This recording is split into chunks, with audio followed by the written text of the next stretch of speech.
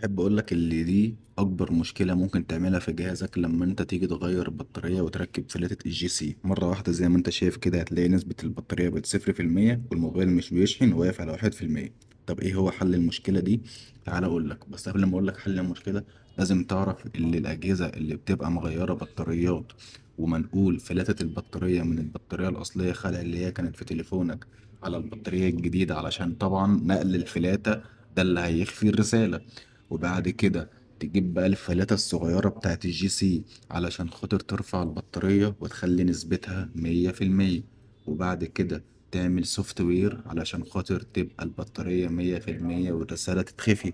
وبعد كده تقفل الجهاز ووتر بروف تاني. طب ادي بقى نتيجة تقفيل الجهاز ووتر بروف، ان انت في الاخر بنحاول نفتح الجهاز بدل ما نفتحه بكل سهولة، لا احنا ممكن ناخد وقت فيه كبير جدا علشان بس نحافظ على شاشتك. طب انت لو رحت لحد تاني وليكن بعيد عن الخبرة محصلش نصيب والشاشة دي اتكسرت، سواء انت اللي رفعتها او الفني اللي شغال هو اللي رفعها، فانت هيبقى حرام عليك اللي انت بتخلي الجهاز ده يتقفل ووتر بروف بمادة بالشكل ده.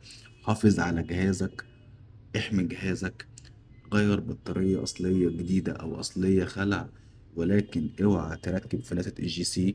اوعى تخلي البطارية لما تيجي تغيرها تبقى مش عاوز تخفي الرسالة. خلي الرسالة زي ما هي عادي، لأن هي مش هتفيد ولا هتضر بحاجة وجودها من عدمه. اوعى تقفل الجهاز بمادة الووتر بروف لأن ده هيدمر جهازك. والله أجهزة كتير بتجيلنا متقفلة ووتر بروف وتلاقي سماعة المكالمات فصلت، الفيس اي دي فصل، المادة بتبقى دخلت ما بين الزراير الداخلية في الباور أو في اللي بيعلي ويوطي تخليها تقيلة أو تخليها مش شغالة.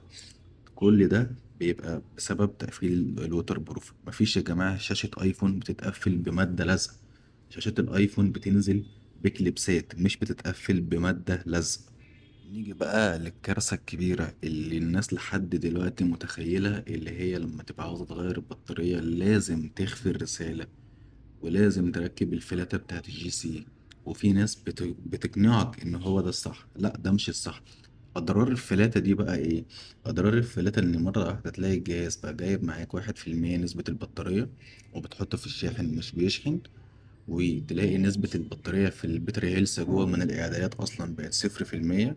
الموضوع ده بيفضل بقى يعني تلاقيها مثلا يوم ولا ساعتين تلاتة بنفس الوضع وبعد كده ترجع تشتغل طبيعي، بعد كده تعمل نفس الوضع وبعد كده ترجع تشتغل طبيعي.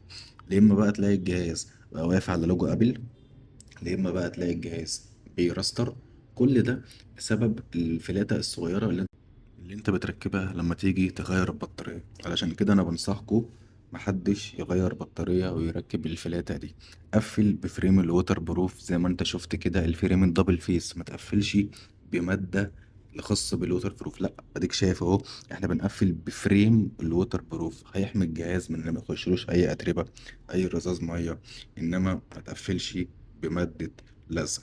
لو معاك اي مشكلة في الجهاز بتاعك ما تنساش تكتب لي في الكومنتات او في الرسائل. لو انت وصلت لنهاية الفيديو فانت قول لي ايه هو نوع جهازك والمشكلة اللي بتقابلك. ما تنساش اهم حاجة لايك وفولو. السلام عليكم ورحمة الله وبركاته.